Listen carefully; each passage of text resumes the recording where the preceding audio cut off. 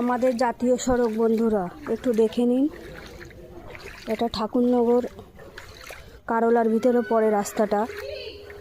সেই রাস্তাটা বিগত কয়েক বছর ধরে এরকমভাবেই পড়ে আছে। কয়েক বছর ধরে এরকমভাবেই পড়ে আছে।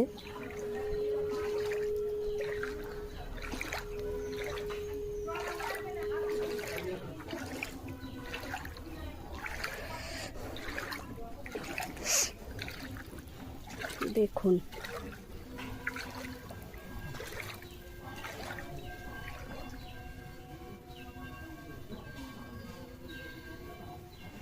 এই যে কারলার ভেতর, কারলার রাস্তা, এটা কারলার শেষের দিকটা।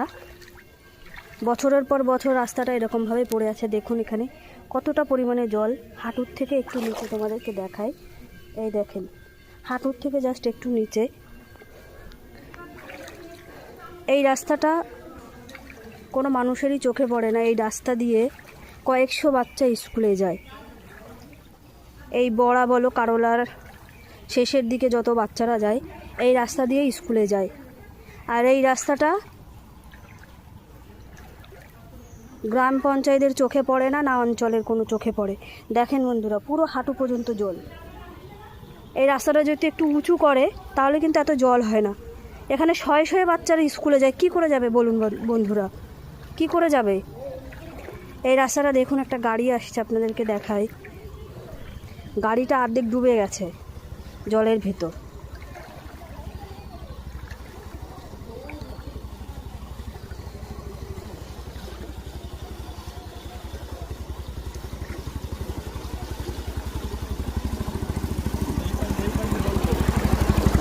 সব পাশ দিয়েই জল।